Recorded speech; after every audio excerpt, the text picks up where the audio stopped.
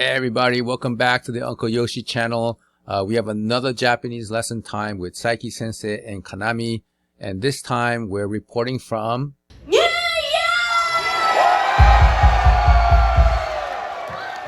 Yes, Miku, this time it is from Irving, Plaza, New York, downtown New York City. I'm going to just show you some pictures of what it looks like inside. This is the perspective from the stage looking out towards the crowd, right? And then you have this picture. This gentleman here is watching Band-Maid do rehearsal, and I'll cover about this guy here later in the video with some bonus material towards the end. Okay, so let's welcome the new subscribers, and then we'll get into the lesson. We have 4 new ones that I saw that popped up on my phone. The first one was Artomat. Then we have 3 additional new subscribers. Recently, I posted the bowling, the Band-Maid girls playing bowling yesterday. I got the video from somewhere else, if I forget where. And then we have Tim Knowlton. We have Robert Hutfless, and then Timber 1508. Welcome aboard to the Uncle Yoshi channel. Now for this Japanese lesson time, there's going to be more words than just what Saiki introduces, because there's just going to be some guy, let's just call him an animated Gaijin. He was yelling out a bunch of Japanese words, shouting it out towards the stage, and it's actually something funny that he would do here and there. So, well, I'm going to try and cover all of those words in addition to Saiki's Japanese lesson time word, okay? And just for those of you who don't know what a gaijin is, gaijin is a Japanese word that describes people outside of Japan. So anybody who's a foreigner is basically what's called a gaijin, right? So in Band-Maid's eyes, like Miku and Misa and everybody who see the fans out there, or maybe technically they're thinking these are all gaijin people, but you know, this is the word that most Japanese people use, and there's some YouTubers that call themselves gaijin or something like that, gaijin guys or whatever. So people are picking up the word, so I just wanted to let you know that that's what it means, okay? All right, so here's a still shot just right before they're going to start the Japanese lesson time. And what I want to do is segue over to the video clip that shows how it gets into the Japanese lesson time, because you need to kind of feel the audience in this one. It's very like animated and lively, like everybody's just like really trying to have a lot of fun, right? So let me get into that first, and then you'll hear the first few words from the animated gaijin guy. Then I'll stop and then go over those words, okay? Are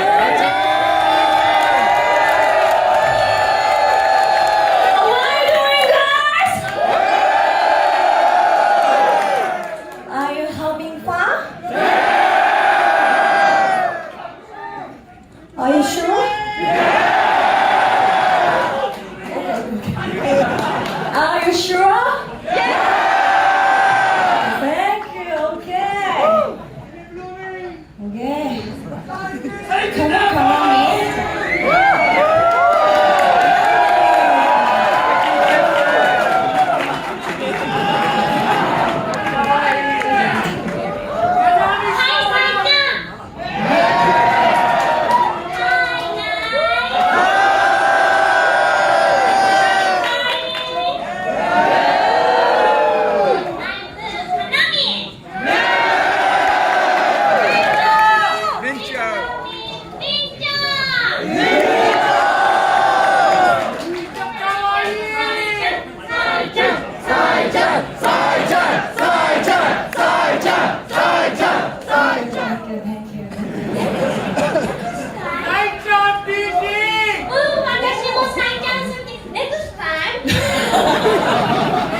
Alright, for this segment, there's a lot of words that they used, and one of them happened to be mecha kawaii, right?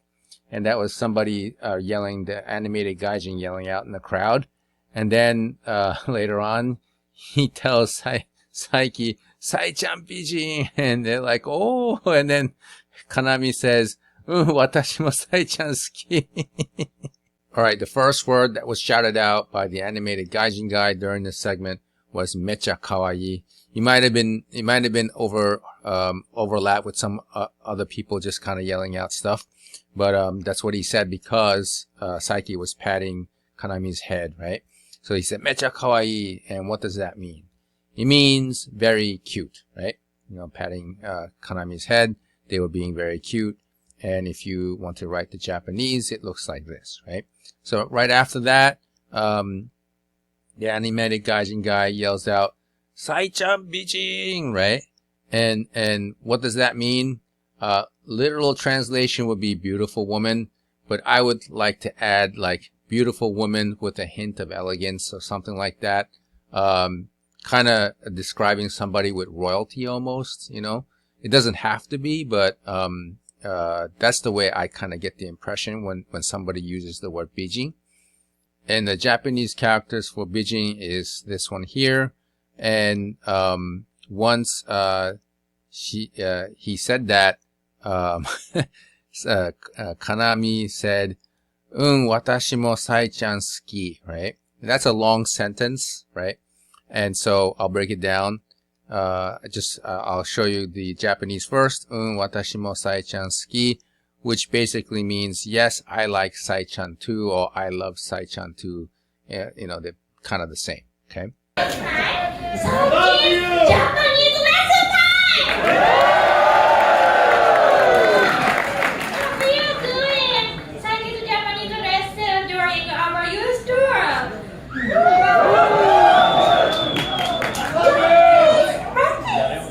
You, Rob, Saiki Sensei. Oh, today's new word. Today new word. Kanami wa saiko!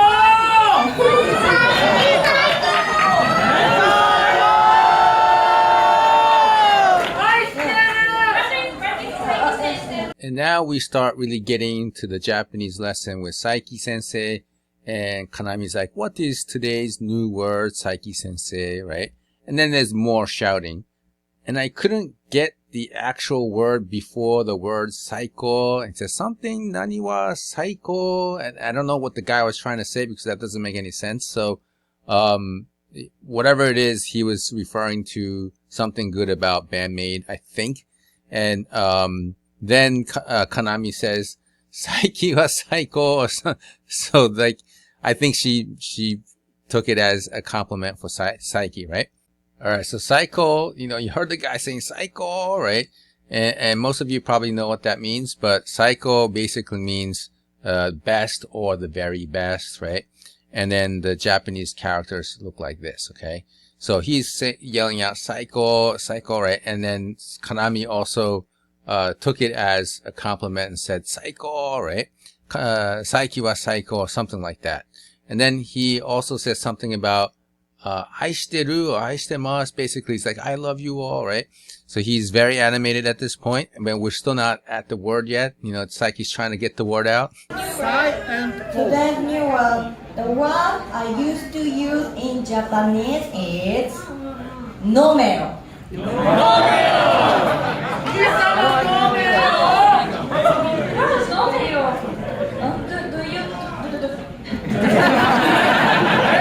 Do you know nomeo? Do you know nomeo?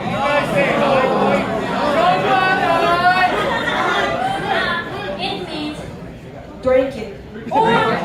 Take it. So the Japanese lesson word for New York City is nomeo. And nomeo basically means drink it, right? And so you heard Kanami explain that it's drink it or take it or something along the way. But there's a little bit of kind of like a commanding way of saying it. Like this, you're telling someone to drink, right? And I hear it a lot where a senior person, like let's say you're working for a company and you go out drinking and your boss or your manager, you know, see that you didn't finish your drink. He will say, oh, nomeo, right? So you better drink if your boss says you gotta drink. And so that's the way it kind of sounds to me, like nomeo.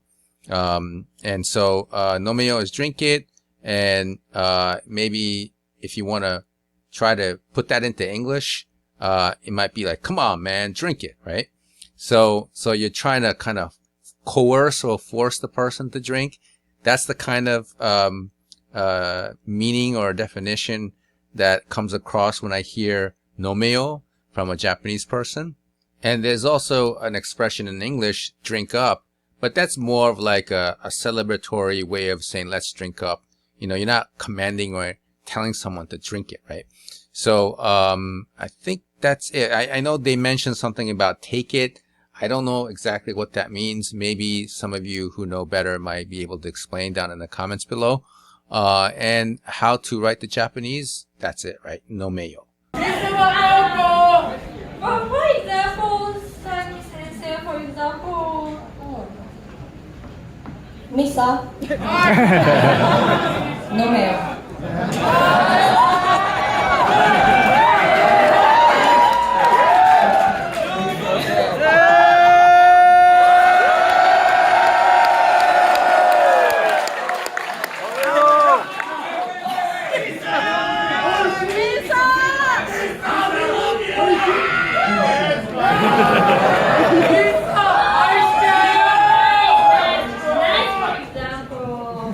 let's use it for miso. Misa nomeo. Okay. 3, 2, 1.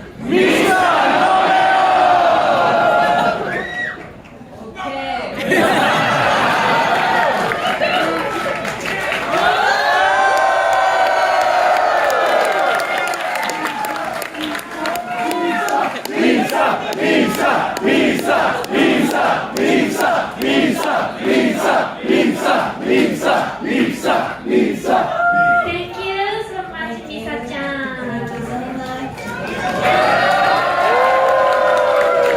So after wrapping up the Japanese lesson time, you'll see this picture that has everybody laughing. You see Misa laughing, Miku laughing. Look at Saiki and Kanami. They're all laughing.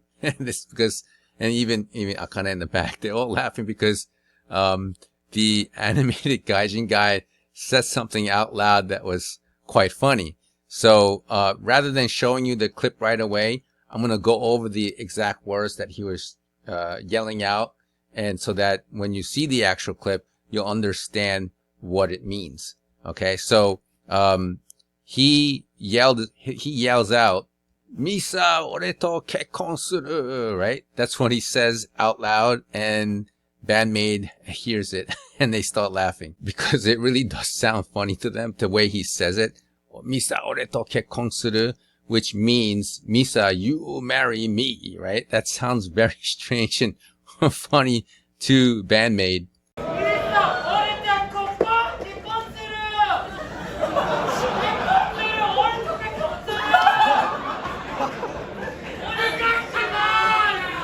And this over here down below, this is how you write the ore to kekkon suru in Japanese. And then afterwards, he kind of pleads, you know, his request, saying onegai shimasu, which I think some of you know what that means. It basically means please and whatever you're asking for. Okay. Thank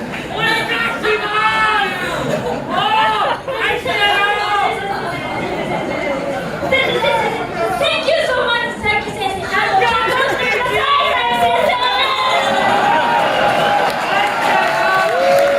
Did you get that last bit at the very end where Kanami says, kekkon shite kudasai, Saiki Sensei? And she was taking the animated Gaijin guy's, you know, energy and kind of directing it towards Saiki. And so this is how they wrapped up the Japanese lesson time for New York City, with, nomeo as the word, but there's all these other words that the animated Gaijin guy was saying, and one of them happened to be kekkon, ore to kekkon suru, okay? Now, getting back to this image that I showed you earlier in the video, this gentleman here is Tony Visconti, a record producer, songwriter, very famous in the music world. He was at the Irving Plaza show.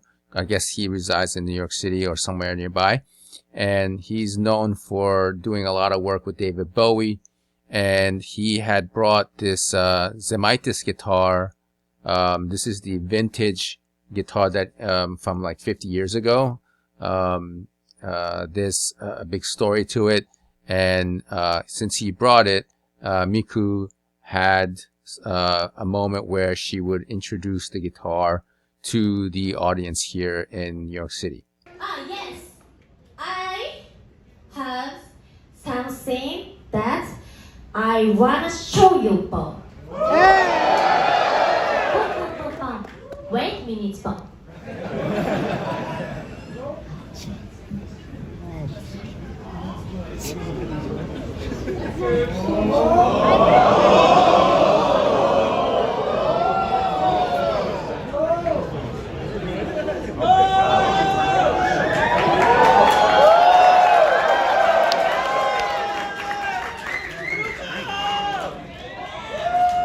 Here is a special guitar. Can you guess? Can you guess? Yes, guitar. Oh! Do you know? Yes, Zemaitis. But you normal Zemaitis, no. This guitar, the guitar from legend Tony Visconti's guitar ball. Yes, this is Tony Visconti's 50-year-old vintage Zemaitis guitar. I have this post here from Tony on Facebook. I just clipped it out here. It says, the fantastic Band-Maid played in Irving Plaza last night. Guitarist Miku Kobato plays a metal top Zemaitis 6-string guitar on stage. And I'll do another video about Band-Maid's gear, starting with like Miku's guitars and stuff. And it says, I brought my 50-year-old vintage 12-string to their sound check for her to try out. I believe this is the only one of its kind. She just handed it to lead guitarist Kanami Tono, who proceeded to shred on it, trying out the tonal settings. They were thrilled to see and play it, but the string action was too high to play in the show. The guitar has Tibetan religious symbols engraved on the metal top. When the guitar was being made, George Harrison from the Beatles popped in to have Tony Zemaitis build a new 6-string and wanted the same top as mine. About the show, they delivered it. It was one of the best shows I've ever seen.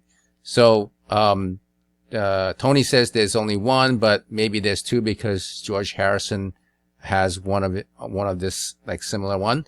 And you'll hear Miku say that there's only two in the world, and you hear everybody go, whoa. There are only 2 guitars in the world.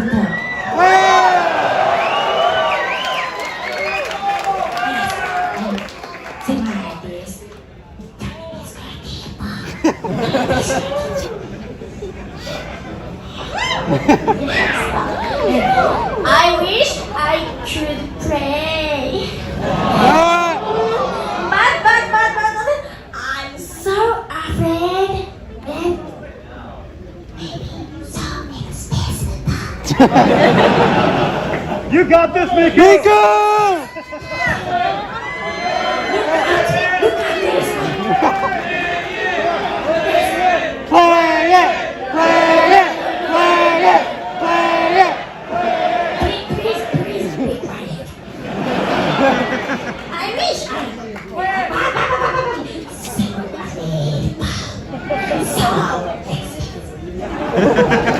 Come on, Miku! Play it, Paul! this. Do it, Paul! Take a picture.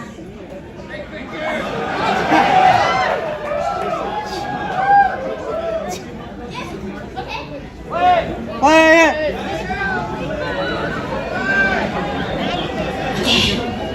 Okay. One song.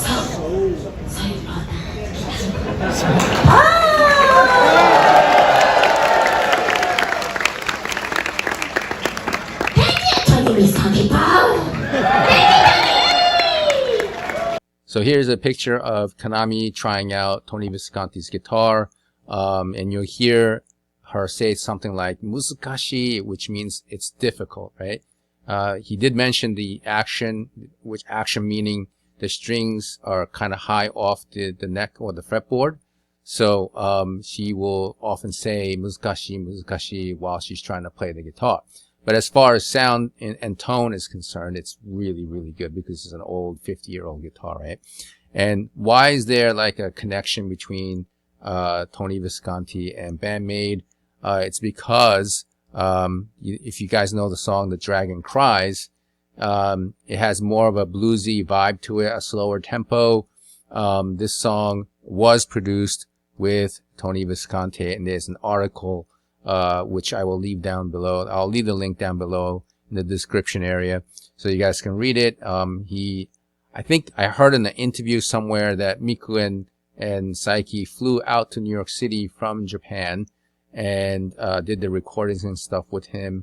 And from what I heard, they were saying that Tony was like grandpa to them, was so hospitable, very nice. So yes, thank you, Tony, right? Like before, Miku said, thank you, Tony Visconti. And we, as Band-Maid fans, also thank you for helping out Band-Maid here. So this wraps up the Japanese lesson time with Saiki Sensei and Kanami from New York City. We do have Boston, New Jersey, and Chicago to wrap up the 2022 US tour, and obviously we're going to have to do the Q&A time with Saiki and Kanami for 2023, and there's more concerts coming up in August. So we did see a good amount of really awesome stuff for May. They're just wrapping up one of the festivals right now, and they're going to be going back to Japan, right? So after the outro, I will have the footage of Kanami playing the guitar, and I think I found a clip that's very close to the animated Gaijin guy. So I found another video, so I'll leave a little clip of that as well at the end. All right, so thank you for watching, and this one's a long video, but if you made it this far, thank you very much for watching. And if you're brand new to the channel, please subscribe and hit the like button, and I will see you guys in the next video. Thanks.